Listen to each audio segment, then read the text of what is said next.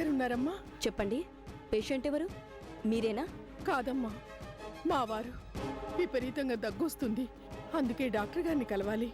Okay okay, doctor గారి appointment కోసమే కదా. ఇంకో అరగంటలో వస్తారు. Consultation fees 500. 500? మరి స్పెషలిస్ట్ డాక్టర్ అంటే ఫ్రీగా చూస్తారనుకుంటున్నారా? అది కాదమ్మా, అంత డబ్బు నా దగ్గర లేదమ్మా. లేకపోతే ఏ గవర్నమెంట్ హాస్పిటల్కో వెళ్లకుండా ఇక్కడికొచ్చారేంటమ్మా? డబ్బు కడితేనే అపాయింట్మెంట్. కడుతున్నారా లేదా?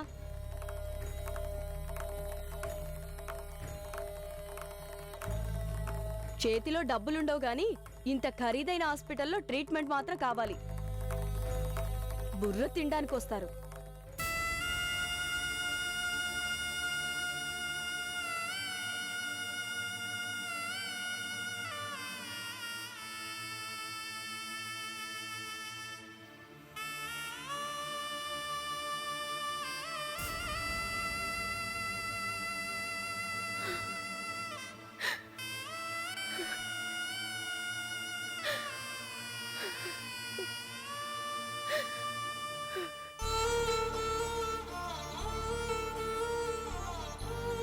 నిజంగా మీ వారికి అంత సీరియస్గా ఉందా అమ్మా? నేనంతా విన్నానమ్మా. అవునమ్మా, తగ్గి తగ్గి మనిషి ఉక్కిరి బిక్కిరి అయిపోతున్నారు. చేతిలో డబ్బులు కూడా లేవు, అందుకే ఆయన ఆటోలు కూడా తీసుకురాలేకపోయాను. మీరు పని చేయండి, సిటీకి కొంచెం దూరంలో శారదా నర్సింగ్ హోమ్ అనే హాస్పిటల్ ఉంది. అక్కడ డాక్టర్ కళ్యాణన్ ఉంటారు. ఫీజులు ఇచ్చుకోలేని పేషెంట్స్కి ట్రీట్మెంటే కాదు, మందుల్ని కూడా ఉచితంగా ఇస్తారు. నిజంగానా? అవునమ్మా, అక్కడ నాకు తెలిసిన సిస్టర్ గ్రేసీ అని ఉంటుంది. మీ పరిస్థితిని చెప్పుకుంటే తప్పకుండా హెల్ప్ చేస్తారు. నీ మేలు ఈ జన్మలో మర్చిపోలేనమ్మా. అయ్యో అదే మాట, నాకు తెలిసిందే మీకు చెప్పాను. చాలా సంతోషం అమ్మా. వెళ్ళండమ్మా.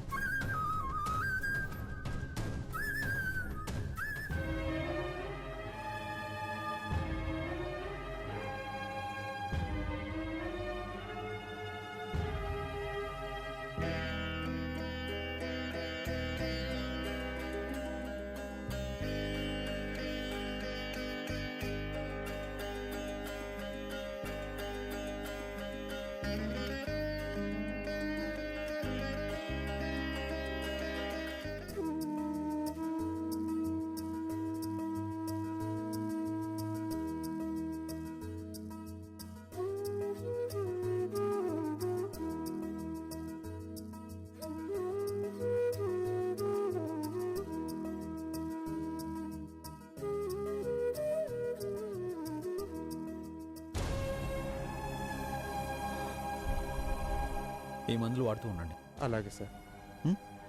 ఉంటాను బాబు.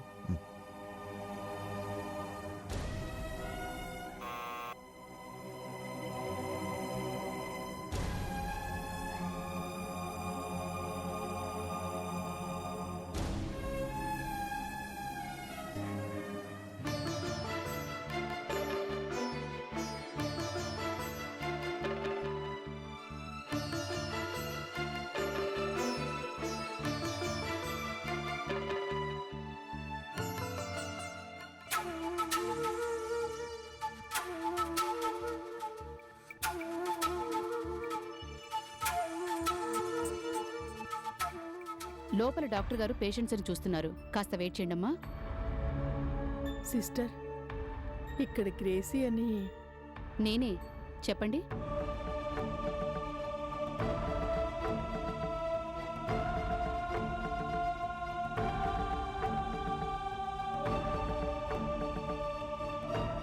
ఓహో, డాక్టర్ గారు తప్పకుండా హెల్ప్ చేస్తారు. మీరు కూర్చోండి.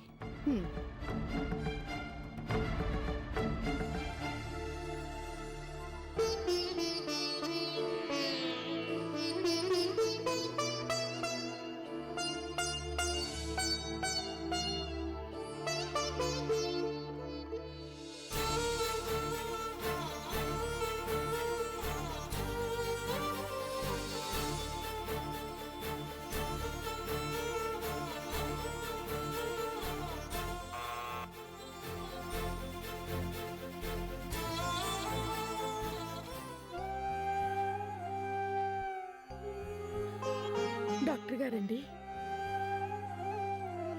రండమ్మా.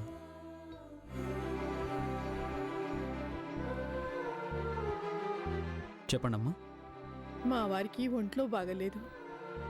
గుక్క తిప్పుకొనివ్వకుండా విపరీతమైన దగ్గు, ఆయాసం. ఓ, మీ ఆయనేరి తీసుకురాలేదా? అవును బాబు, ఇంత దూరం ఆటోలో తీసుకురావాలంటే చాలా డబ్బు ఖర్చు అవుతుంది కదా. ఓ, అర్థమైంది. బతికి చెడ్డవాళ్ళం బాబు. ఫీజు కూడా ఇచ్చుకోలేని స్థితిలో ఉన్నాం. మీ గురించి, మీ మంచితనం గురించి తెలిసే. ఏం పర్వాలేదమ్మా, నేను ఫీజు ఇవ్వగలిగిన వాళ్ళ దగ్గర మాత్రమే తీసుకుంటాను. మీలాగా ఇబ్బంది పడే వాళ్ళకి ఇక్కడ అన్నీ ఉచితంగానే ఇస్తాం. చెప్పండి, మీ వారి వయసు ఎంత? 60 దాటింది. దగ్గెన్నాళ్ళ నుంచి వస్తుంది? దాదాపు 10 రోజుల నుంచి వస్తుంది బాబు.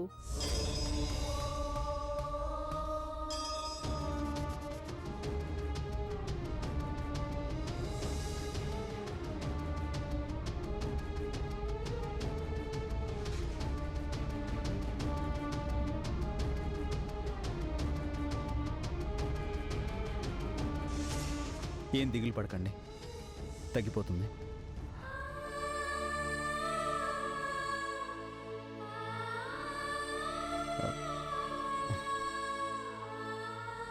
ప్రస్తుతానికి మందులు వాడమనండి, కానీ ఈసారి వచ్చేటప్పుడు మాత్రం మీ వారిని ఎలాగైనా తీసుకురావాలి.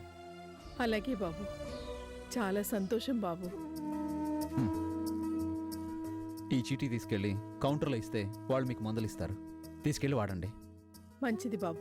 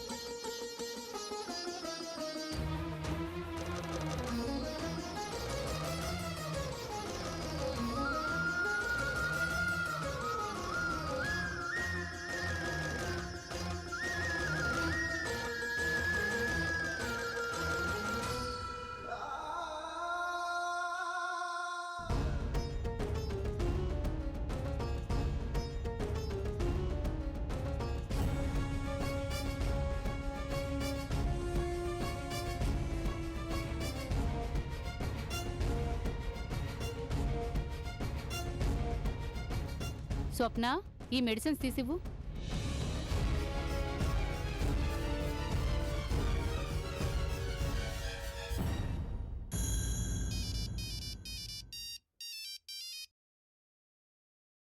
హలో,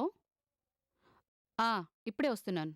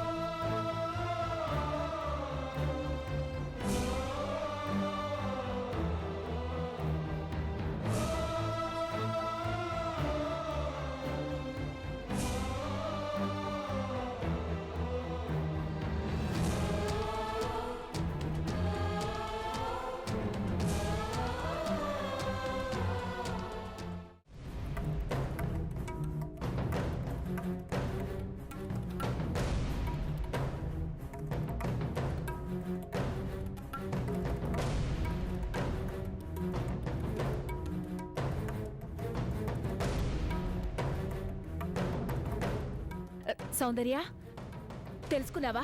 అదెవరితో కనుక్కున్నావా? కనుక్కున్నాను మమ్మీ. రెడ్డి గారింట్లో ఫంక్షన్కి వచ్చిన ఆవిడ పేరు శారద. అర్చన ఆవిడతో కలిసి ఫంక్షన్కి వచ్చింది అంటే ఖచ్చితంగా ఆవిడింట్లోనే ఉండి తీరాలి. అందుకే ఆవిడింటి ఫోన్ నెంబర్ని కనుక్కున్నాను. కనుక్కుంటే ఇంకా ఆలస్యం ఎందుకే? ఫోన్ కొట్టు, వెంటనే ఫోన్ చేయి. Okay mummy.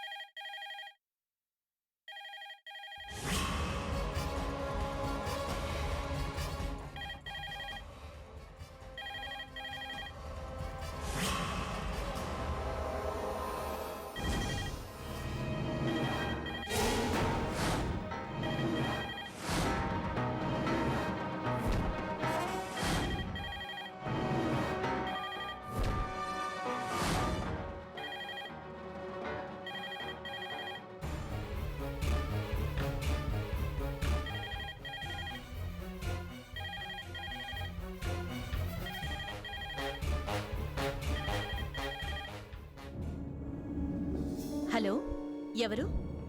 నువ్వెవరు? అది శారదిల్లేనా?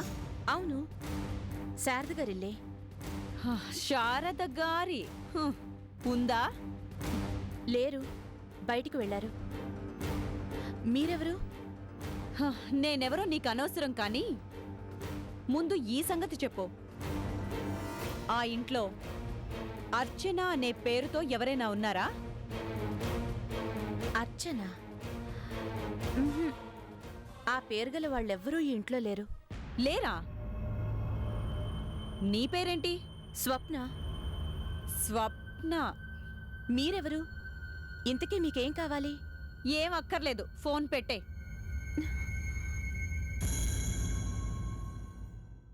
సౌందర్య, ఏమైందే?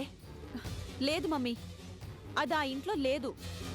ఆ ఇంట్లో లేకపోతే ఏ ఇంట్లో ఉందో కనుక్కోవే. ఇక్కడ ఈ చెంప మీద పడ్డ దెబ్బని కళ్ళు తెరిచినా మూసినా మర్చిపోలేకుండా ఉన్నానే. డోంట్ వరీ మమ్మీ, నిజంగా అది అర్చనే అయితే. అయితే కాదు, అది అర్చనే. నా కళ్ళతో చూశాను. ఓకే ఓకే, ఆ శారద ఫోన్ నెంబర్ తెలిసింది కదా. ఎలాగైనా ఆవిడ్ని కలిస్తే రెడ్డి గారింట్లో ఫంక్షన్కి ఆవిడతో పాటు వచ్చింది ఎవరో, ఎక్కడుంటుందో తెలిసిపోతుంది. సౌందర్య, ఎప్పుడో కాదు, ఆ రాక్షసి ఎక్కడుందో ఇప్పుడే నాకు తెలియాలి. తెలుసుకుంటాను మమ్మీ.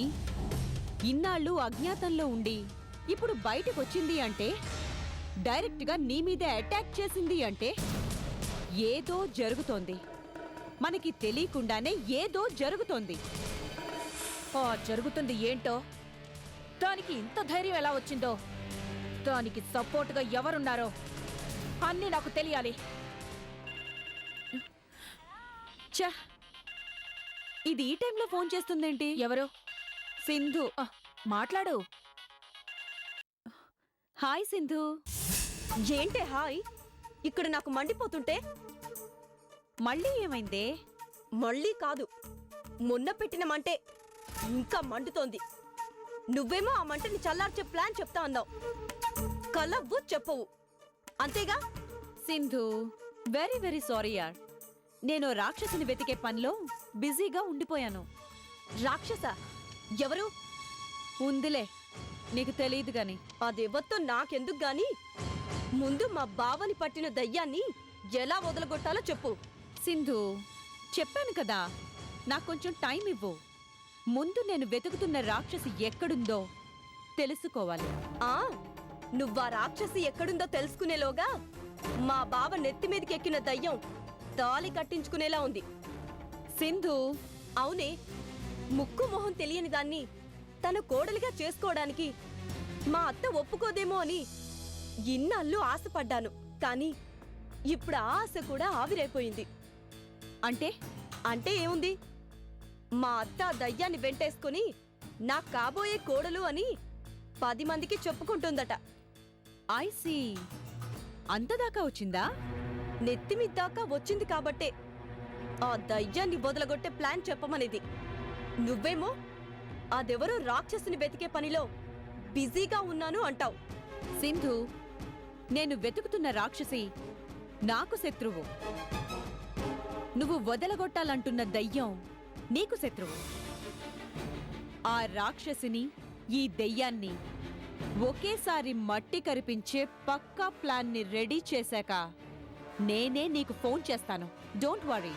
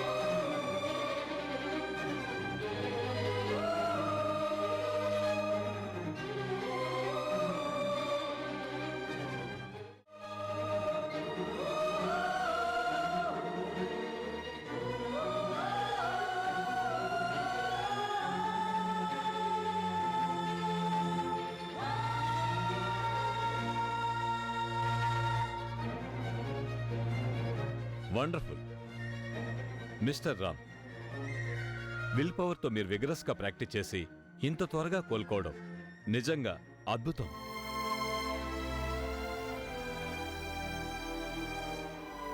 ఎవరో మీ వెనక ఉండి నడిపిస్తున్నట్టు ఎంతో పట్టుదలతో సాధించారు. Thank you doctor.